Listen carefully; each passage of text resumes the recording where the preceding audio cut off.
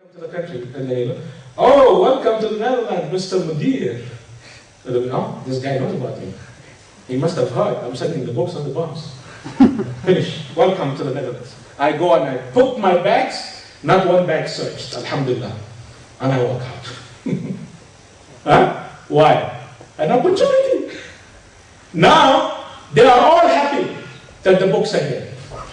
If Geert Wilders didn't do anything, and I wanted to print 50,000 books and give the non-Muslims, you know they would have stopped it.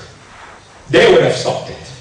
And they would have created problems for me. I tell them, why are you bringing 50,000 books about Islam into the country? Are you looking for converts? We have enough Muslims here in this country, they're creating more problems. Believe me, they would have given me problems. Freedom of speech to insult Islam, but freedom of speech to call for Islam, no, stop it. I know, and I tell them this. They would have stopped me. But now, no thanks to Geert Wilders, they are embracing me. And they welcome the books and they take it from me. I'm asking you, isn't this a wonderful opportunity? That's why I'm happy. Isn't this an opportunity or not? That now, because of what one of them did, the rest of them, they are accepting the book. Even those who don't like the book. One guy, yesterday, I tried to give him the book, and he told me, I'm not taking it. I said, no problem, my friend. I can take no as an answer. I'm not forcing it down your throat. Thank you very much. Go with peace. Salam and salam. Right?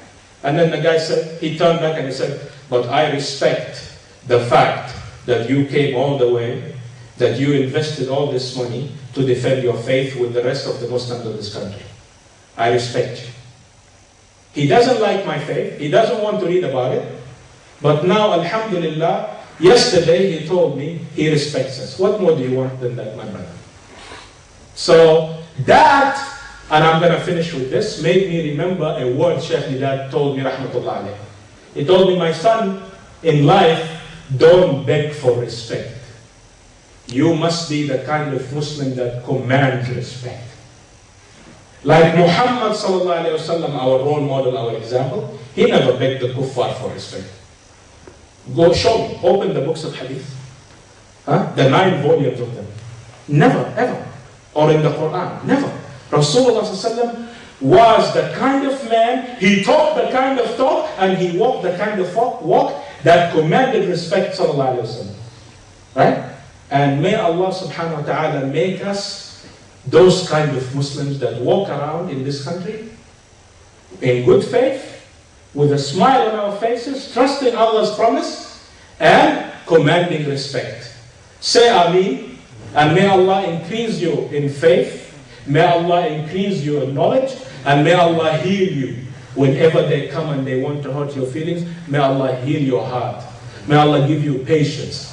And I love you for Allah's sake. You are a wonderful community, and you are destined, inshallah, tabarak wa ta'ala, to bring good into this country. And the best thing you can contribute is La ilaha illallah Muhammadur Rasulullah, to conquer hearts. The very same thing you and I want to say the last when we pass away. Don't you want these to be your last words? A deathbed, long live.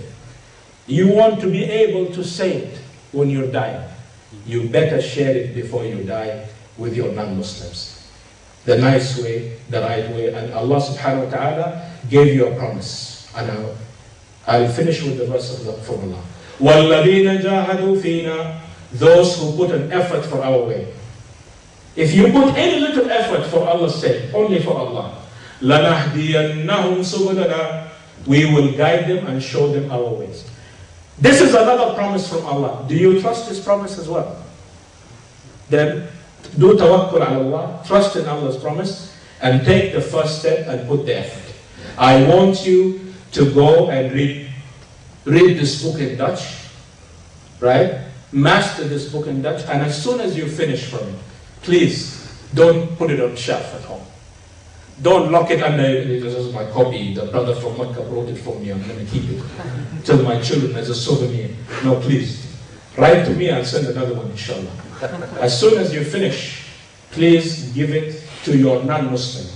At the back of the book, there is a picture of a Dutch non-Muslim who demonstrated in Amsterdam against Geert Wilders. And I used this picture to tell them a story. When you want to give this book to a non-Muslim, don't give him the title. Give it to him like this. Why? Because I tried. When I gave it to Jesus and Islam, no thank you. He doesn't want it. But when I gave it to the picture, I said, excuse me, sir, do you recognize this guy? It's like I'm asking him for time or direction on the map. He doesn't know what's going on. Sheikh Deedat said, think like a salesman. So you must think like a salesman. Right? So I said, come, stand up, my brother. I'll show you. Come, stand.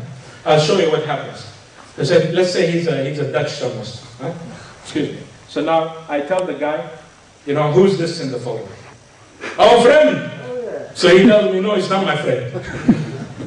I tell him, no, it's our friend. Geert Wilders, our friend. So he laughs and he said, not my friend. I had nothing to do with it. Nothing to do with it. I said, you see, this book is for you. Your friends from Mecca, Arabia, and all of Saudi Arabia and the Muslim world, when they saw you demonstrated against them, they said, hey, we have too many friends in the Netherlands. So to say thank you as a token of appreciation, they send you this book. Will you please accept it? You will make me happy if you take it. It's in Dutch. And it's about how Muslims believe in the prophets of God and Jesus Christ. Thank you. Thank you. I thank you for accepting it. Thank you, my friend. It's an easy job done. On the streets. Only one guy told me no. So far, alhamdulillah, about 50 copies today in the market. I just went myself. It was an easy job. Even the guy who told me no, he parted with me with nice words. So please, I beg you, I came to beg this from you. Please do this and may Allah reward you. May Allah give you barakah. وآخر دعوانا الحمد لله رب العالمين وصلى الله وسلم على سيدي وحبيبي رسول الله صلى الله عليه وسلم. Muslim community in this country, what can we do to open discussion and dialogue with the Dutch community so that we can convince them that the Islam is not what they think, that the Islam actually is more a peaceful religion. And what I'm saying is, actually, we have to start thinking about, to start from ourselves. I get the question. Jazakallah khairan. You say you don't need to worry about how to start. Just seize the opportunity. You see, like this event now, everybody's talking about it. In the parliament, they are debating this today. So the non-Muslims of today, alhamdulillah, they are giving us so many opportunities. As soon as we finish from this, they're talking about another movie, right? By an Iranian one guy. And then, before we deal with the first, they're talking about a German play about Salman Rushdie. They turned it into a play now, right? So I told the journalists, inshallah, we will be bombarding Germany with books in German. Of Sheich Ahmad Deedat's book, How Salman Rushdie Fooled the West, in German. For the Germans to know how Salman Rushdie fooled them. And what Salman Rushdie says about them and says about white non-Muslim women, they will be shocked. They will kick the novel and they will break down the place if they know. So they give you opportunities. You don't have to worry. You just stay still and they will create the atmosphere and then you will see the non-Muslims coming to you. When I was in America, every day every day, and I'm not exaggerating, the Americans see something on Islam, and this was in the early 90s, before 9/11. Like for an example, they saw me writing letters to my fiancée. Alhamdulillah, when I went there, I went already engaged. So Allah saved me.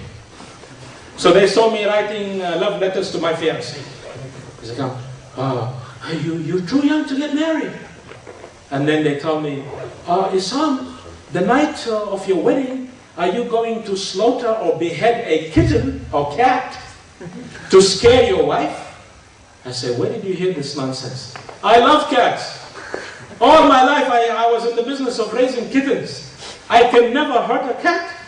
Where did you hear this? I've seen it on a documentary on NBC or CBS that Muslims, on the night of their weddings, they behead cats, Muslim husbands, to scare their wives. You see, if you put too much salt, this is going to happen to you.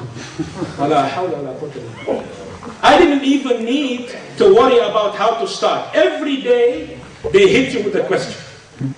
And they bring some issues they read in the newspapers. And what did they do?